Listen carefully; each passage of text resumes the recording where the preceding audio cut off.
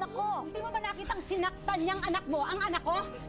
Alam mo, Celia, dapat hindi mo pinapalabas ng bahay ang anak mo. Baka mamaya makasakit pa yan. Makapagsalita ka? Parang may nakakahawang sakit tong anak ko. Ano ba nga ba? Eh, di ba't yung 4 na anak mo, puro retarded? Ikaw naman, may sayad ka. Kaya kayo pare-pareho kayong may sayad. Halika na nga, anak. Baka mahawa pa tayo sa pamilyang yan.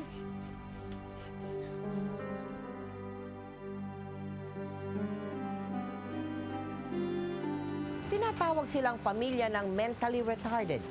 Isang pamilyang kinakarap ang isang mapait na kapalaran. Paano kung hindi lamang isa? Kung hindi ang 4 sa mga anak mo'y mga mentally retarded? Paano bubuhayin ng isang ama ang pamilyang mas higit ang pangangailangan? Paano aarugain ng isang ina ang mga anak na kakaiba ang kondisyon ng pag-iisip? Mga kapuso, samahan niyo po akong tunghayan ang natatanging kwento ng buhay ni na Orlando at Celia de la Rosa. Kahapon, galing lang tayo dito Celia, may gusto sana akong sabihin sa'yo. Ano yun? Pinapakaba mo naman ako Halika, maupo ka muna.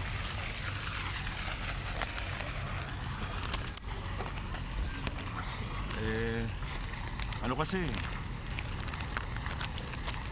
Matagal na rin naman tayo magkasintahan. May maganda na akong trabaho. Ano nga yun, Orlando?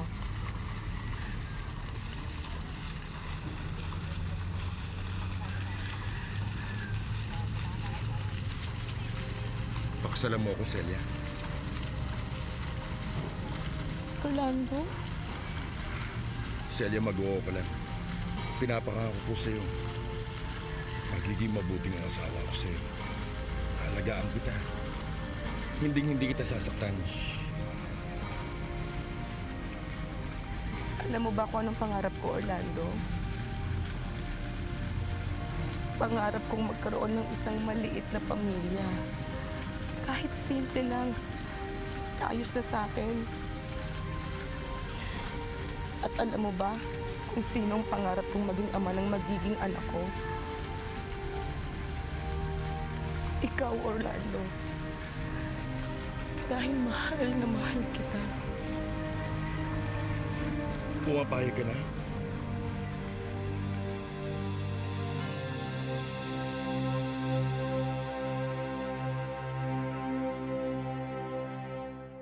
Pakakasalan mo ang nobya mo? Hindi ako papayag. Hindi ako papayag na pakasalan mo si Celia. Pero bakit po? Tinatanong mo pa. Hindi mo ba alam ang sagot? Ang pamilya ni Celia ay pamilya ng may sayad. Magpapakasal ka doon? Siyang, tanggap ko naman po kung anong pinanggalingan niya. Orlando naman.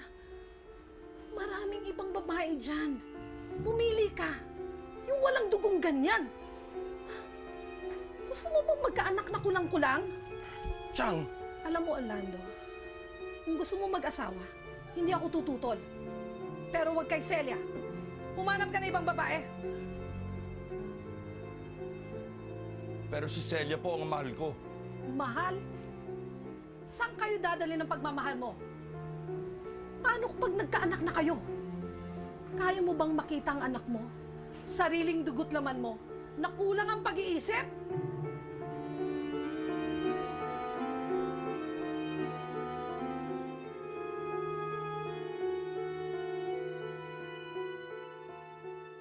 Sige na, kuya. Ayaw ko na! Ayaw ko na! Konti na lang, Ayaw ko konti na! na. Ayaw ko na! Kuya! Ayaw ko na! Kuya! Hayaan mo na siya. Kuya! Celia, hayaan mo na muna siya.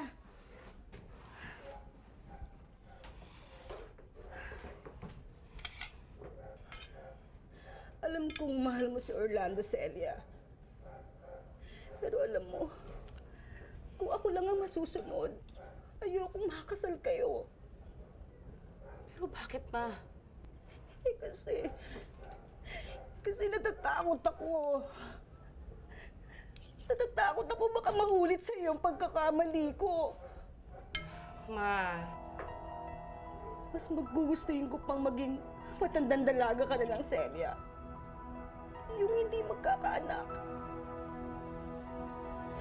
Kasi para ng isang sumpa, ang magkaanak sa pamilya natin ng hindi normal ang pag-iisip. Tulad ng mga kapatid mo. Ayoko na magpatuloy yun, Celia. Ma, mahal na mahal ko po si Orlando. Hindi ko po kayang mabuhay nung wala siya, Ma. Alam ko. Alam ko mahal mo si Orlando.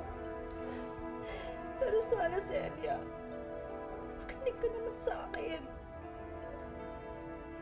Hindi ito tungkol sa kung ano ang nararamdaman mo. Ma, mahal ko po si Orlando. At alam ko, hindi kami pababayaan ng Diyos. Tutulman ang mga magulang ni na Orlando at Celia. Tinuloy pa rin nila ang plano nilang magpakasal. Agad silang nagsama hanggang sa isilang ni Celia ang panganay nilang anak.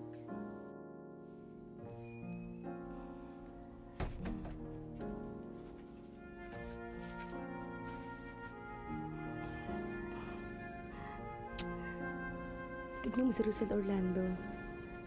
Ang ganda niya, oh. Kamukha ko siya. Oo, Celia. Kamukhang kamukha mo siya. Parang anghel na natutulog. Uy, Orlando, tignan mo, oh. Ngumiti si Rosel. Ngumiti siya. Tignan mo yung mukha niya. Parang palagi siya nakangiti. Alam mo, Orlando, nagkamali mga magulang natin. Dahil normal ang anak natin. Anak, pinapangako namin sa iyo. Ibibigay namin sa iyo ang lahat. Mamahalin ka namin ng lubos hanggang sa makakaya namin. Hindi ka namin pababayaan. Labis ang kaligayahan ng mag-asawa dahil buo na ang kanilang munting pamilya. Hanggang sa paglipas ng 4 na taon. Doc, anong problema sa anak namin? Dok, bakit hanggang ngayon hindi pa rin siya nagsasalita? Mahigit 4 na taon na siya pero lagi pa rin tulala. Well, I ran some tests sa anak ninyo. And I'm really sorry. Bakit, Doc? Anong problema sa anak namin? May problema sa pag-iisip ang anak niyo si Rosel. Mabagal ang pag-develop ng kanyang utak. And I'm really sorry, Celia, Orlando. Pero mentally challenged o mentally retarded ang anak niyo.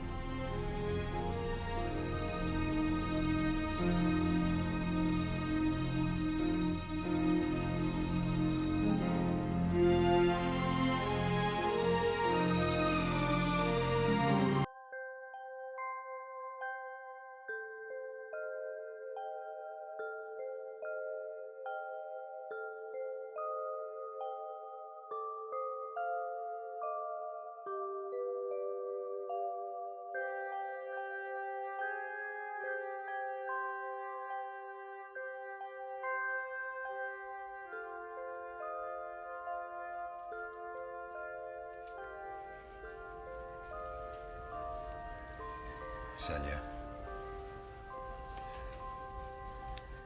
Bakit ganun, Orlando? Akala natin normal si Rosel. Yun pala. Celia.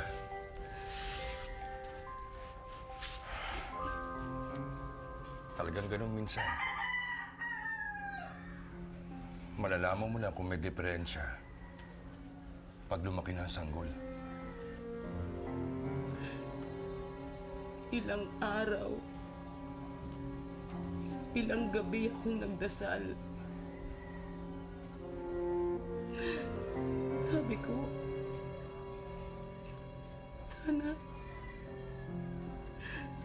sana wag matulad sa mga kapatid kong anak ko.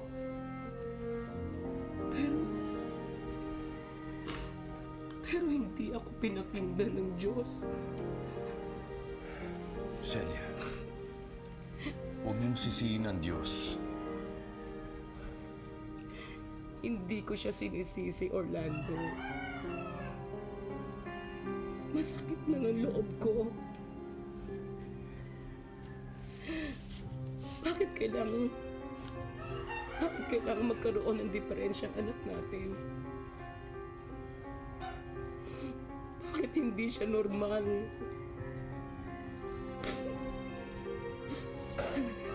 Kaya nga mas mamahalin natin siya.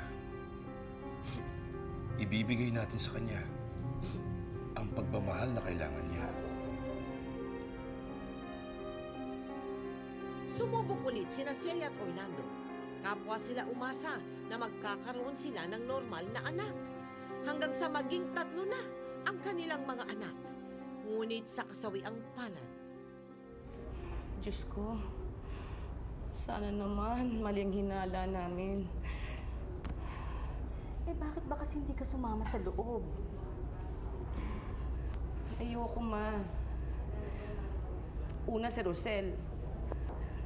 Tapos si Raymond. 2 beses ko nang narinig na sinabi ng doktor na retardate ang mga anak ko. Hindi ko na makakaya, Ma, kung pati si Junior. Huwag ka mawalan ng pag-asa, anak.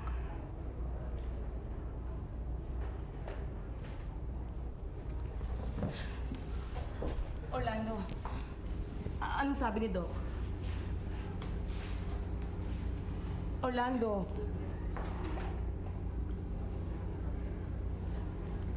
Ganun pa din, Celia.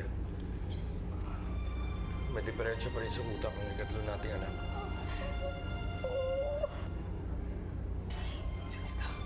Hindi! Bawiin mo yung sinabi mo, Orlando! Celia, tatagan mo ang loob mo. Hindi ko maintindihan. Bakit nangyayari sa atin to? Bakit tayo pinarurusahan ng Diyos? Anong nagawa nating kasalanan? Celia, wala. Wala. Ito ang kapalaran natin. Kailangan natin itong tanggapin. Baka sa susunod nating anak, maging normal na siya. Hindi. Ayoko na. Anong ayaw mo na? Hindi na ako mag-aanak pa ulit, Orlando. 3 beses na akong umasa at nabigo. Hindi ko nakakahiya na susunod pa. Pero Celia, Orlando, marami nang nadadamay sa pagiging makasarili natin. Tama na. Ayoko nang mag-aanak pa.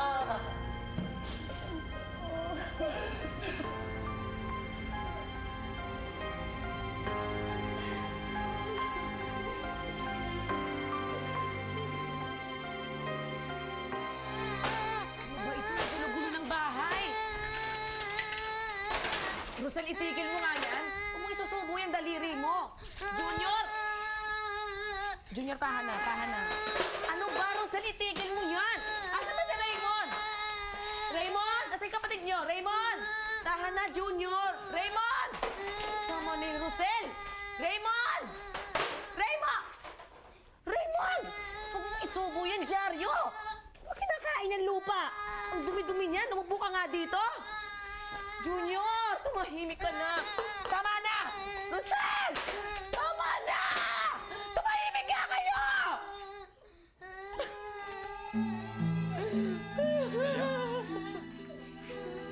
bakit? Bakit? Hindi ko na kaya, Orlando. Hirap na ako. Hindi ko na alam ang gagawin ko. Celia, huwag mong sabihin yan. Iisa lang ang katawan ko. Paano ko hahatiin sa pag-aalaga ng 3 batang kulang sa pag-iisip? Celia, tama na. Kaya natin to. Ang mahalaga, Sama-sama tayo bilang isang pamilya. Tama na. Tama na. Masakit man sa kalooban, ay tinanggap na rin ng mag-asawa ang kanilang mapait na kapalaran. Tiniis nila ang pagpapalaki sa mentally retarded na mga anak. At gaya ng inaasahan, hindi ito naging madali para sa kanila. Lalo pat sunod-sunod ang pagdating ng mga pagsubok sa kanilang buhay. Raymond! Raymond! Raymond! Ay, Aling Esther. Nakita niyo ho ba si Raymond? Kasi nakalabas siya ng bahay eh. Aba, mali ko naman sa retarded mong anak. Huwag mo akong kinakausap at nagmamadali ako. Storbo to.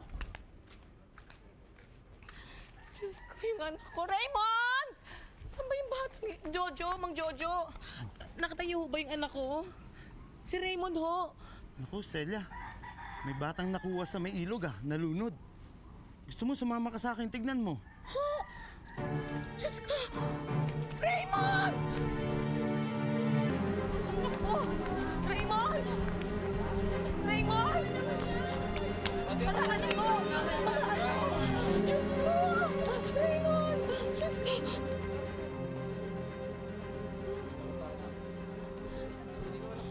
Raymond! Raymond! Raymond! Diyos ko! Salamat po! Raymond! Anak! Raymond, anak! Oh, Raymond. Oh. Akala ko, ikaw na yung nalunod.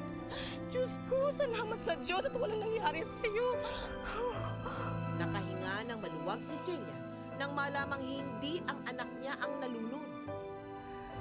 Orlando, tignan mo mga anak natin. Pag natutulog sila, parang normal. Parang wala silang sakit sa utak. Minsan, hinihiling ko sa Diyos na sana palagi na lang silang tulog para hindi na sila malalait ng mga tao. Para hindi na sila pagtatawanan.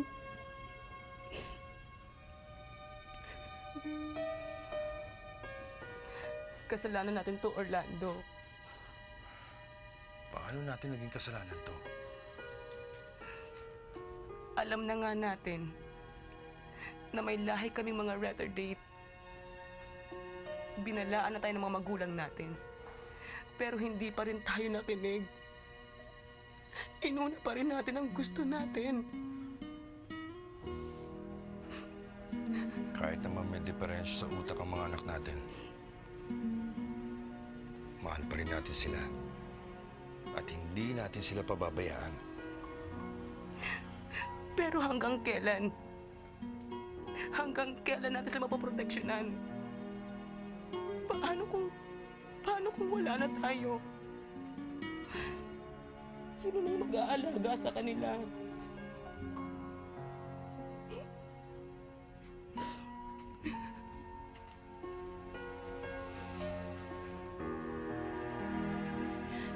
Natatakot ako para sa kanila, Orlando.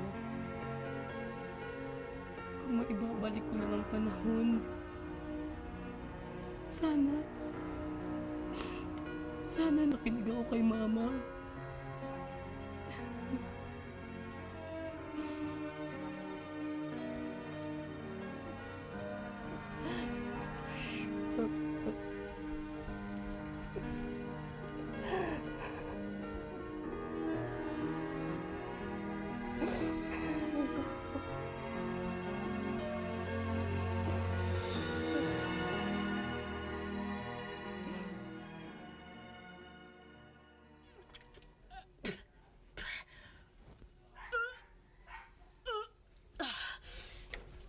Celia? Ayos ka lang ba? Ano ba nangyayari sa'yo? Baka naman may nakain ka hindi maganda. Orlando, delayed ako. Ha? Nung isang linggo pa dapat ako dinatnan. Pero hanggang ngayon, wala pa rin. Tapos ngayon, nagsusuka ako. Buntis ka? Hindi ako pwede mabuntis. Ayoko. Hindi ako papayag. Teka, sandali. Ano bang pinagsasabi mo? Hindi mo ba naiintindihan? Baka kulang naman sa pag-iisip ng dinadala ko. Baka tulad din siya ng ibang mga anak natin. Celia, huminahon ka. Ipapalaglag ko ang batang to. Celia, hindi mo gagawin yan. Kasalanan sa Diyos ang iniisip mo.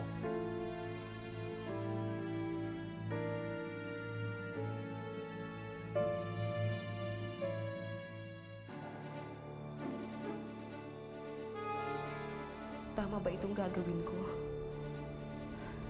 Alam ko, kasalanan sa Diyos. Pero hindi ba mas malaking kasalanan na hayaan kong mabuhay ang anak ko kahit kulang siya sa pag-iisip? Tama ito. Mas mahihirapan lang ang anak ko kung ilalabas ko siya sa mundo.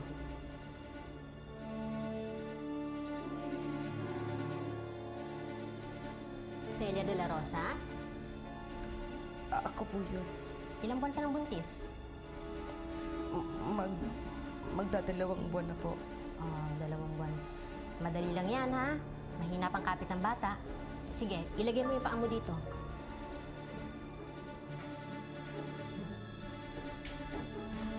Sige, taas mo. Yan. Medyo malamig lang to, ha? Konting tiis lang, misis, ha? Simulan ko na. Sige po.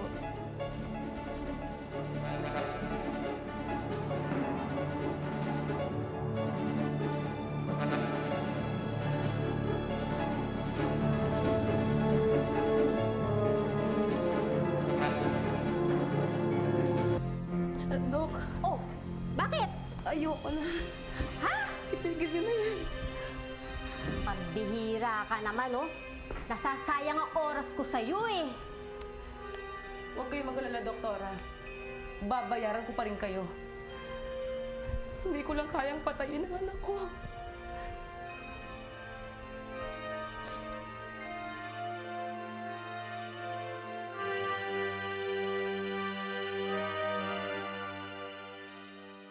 Maraming po salamat, Ma. Nakapasal kayo. Nasaan ba kasi si Celia? Hindi ko nga po alam eh. Tinatawagan ko yung cell niya pero nakasara. Kinakabahan na nga ako eh. Bakit? Nag-away ba kayo? Hindi po. Pero Ma, buntis ulit siya. Nung 1 linggo, gusto niya ipalaglag ang sanggol. Pero hindi ako pumayag. Diyos ko!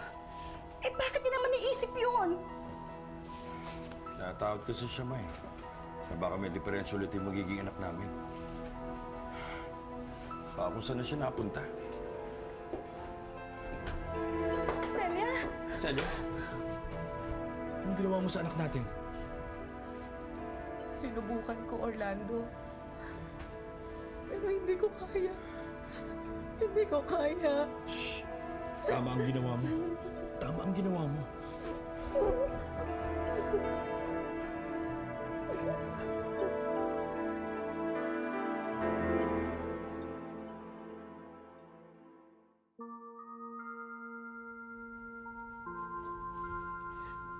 Diyos ko, alam ko pong bingin na kayo sa mga dalangin ko. Pero nandito na naman po ako. Sana po, pakinggan ninyo ako.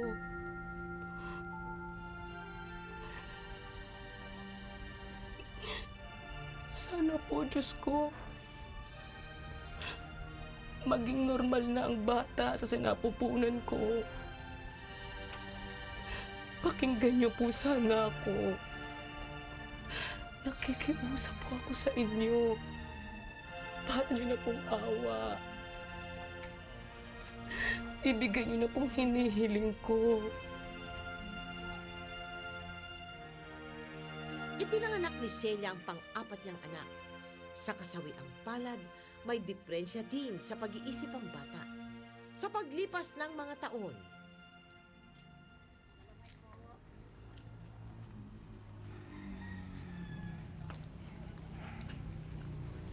Ayos ka lang ba?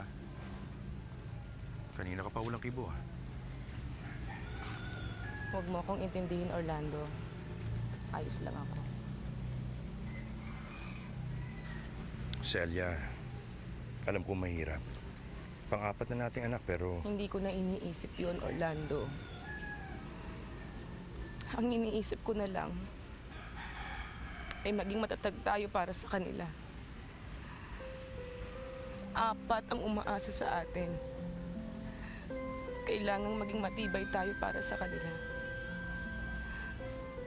Bubusugin natin sila ng pagmamahal. Pagmamahal na walang hinihintay na kapalit.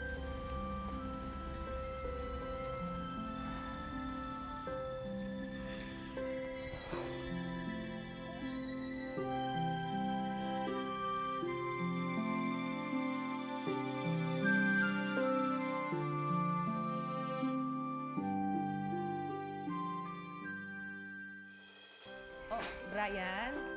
Brian, tama na yan, anak. Tama na yan. Maliligo na tayo. Kusel, itigil mo yung kakakalikot sa buhok mo. Maliligo na tayo. Brian, tayo na. Junior? Junior? Tama na yan, Junior. Maliligo na, mga baby. Halika na, Raymond! Raymond, halika na. Maliligo na tayo. Raymond! Oh, Raymond. Hindi ka pa tapos kumain?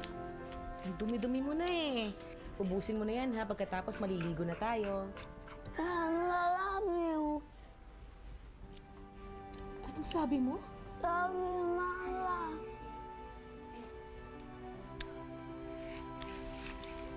Mahal din kita, anak. Kayo ng mga kapatid mo. Mahal na mahal ko kayo.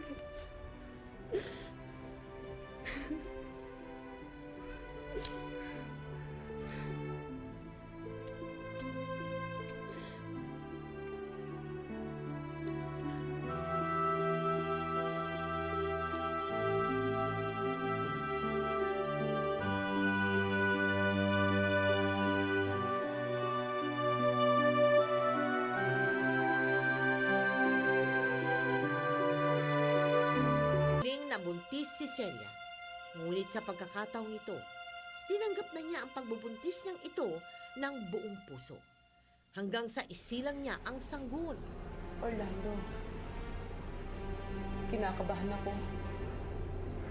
Celia, huwag kang kabahan. Eh, paano kung katulad ng ibang anak natin si Catherine? Eh, di mamahalin din natin siya. Tulad ng pagmamahal natin sa iba pa nating mga anak. Huwag kang kabahan. Oh, Celia! Dok, Orlando, Dok,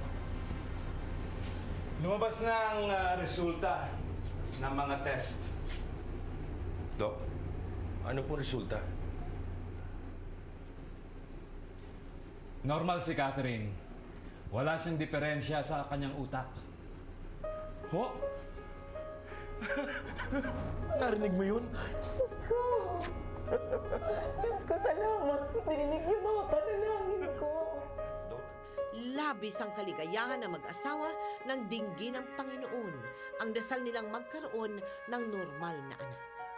Makalipas ang 5 taon, Nay, maglalaro lang po kami ng mga kapatid ko. sige anak, huwag lang kayong lalayo, ha? Oh, huwag kayo maghiwa-hiwalay, ha? Sige po.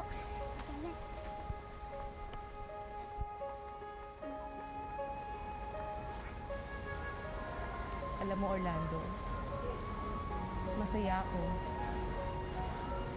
Bakit? Dahil sa pamilya natin. Alam ko, hindi ordinaryong pamilya natin. Marami tayong pagkakamaling nagawa. Pero hindi na importante sa akin kung 4 sa 5 anak natin ay may diferensya sa pag-iisip.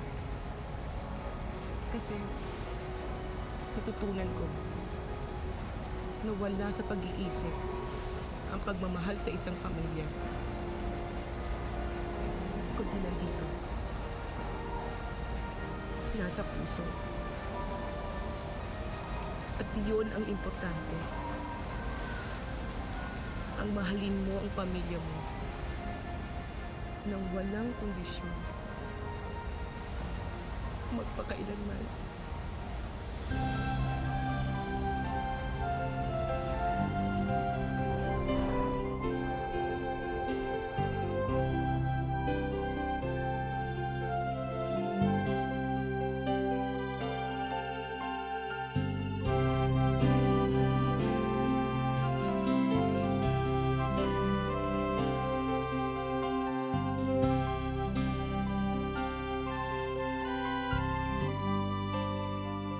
Celia, bakit nag-anak pa na nag-anak?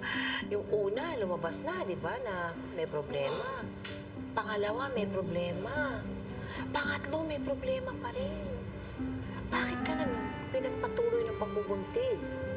Kasi po, gawa po ng gusto ko din po ng pagtanda namin, meron po mag-alaga po sa aming mag-asawa, tsaka isa pa po, allowed na po ng Diyos na ano po yung ng anak na po na ganyan.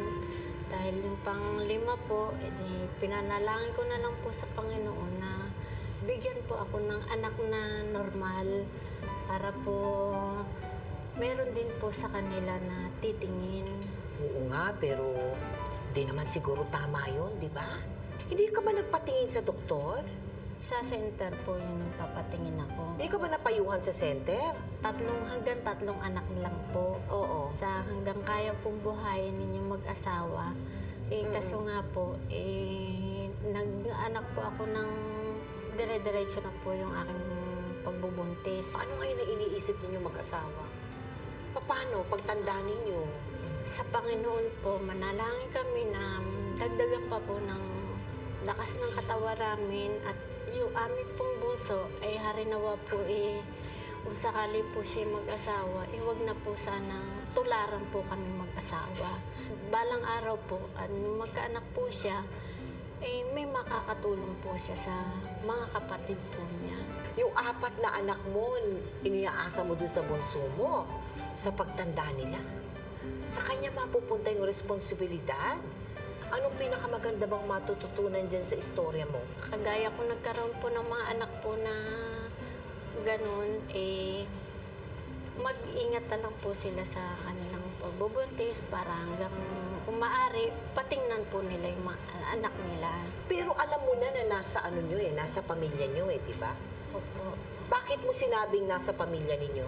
Dinuno na po namin yun na Mentally retarded? po. Okay. Oo. So ilan sa pamilya nyo ang mentally retarded? Ilan? May kapatid po ako, 3. Ilan? 3 po sila. 3 silang mentally retarded din lahat, ang kapatid mo? Opo. May mga edad na nga po sila. Apa, siguro doon lang dapat nagkaroon ka na ng pangamba at siguro useless din naman Hana, sapagkat nandiyan na yung mga bata.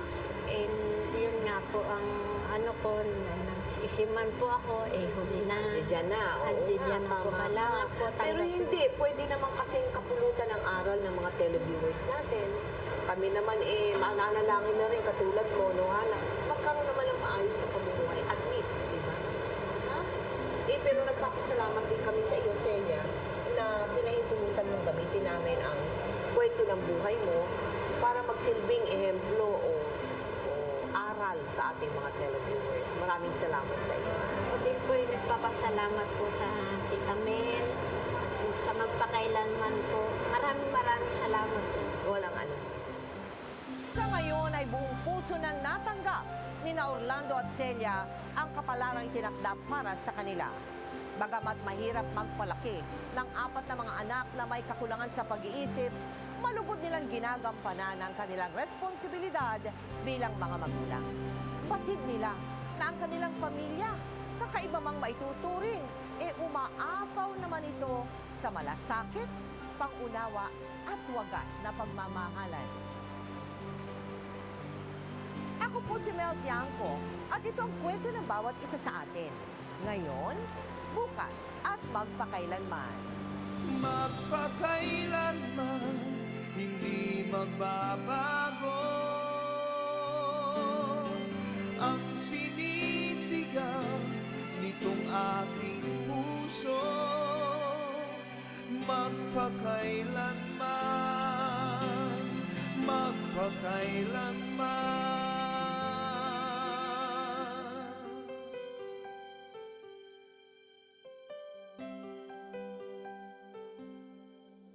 Sa tuwing kinakailangan mo'y narito ako, handang dumamay sa iyong lingkod. Habang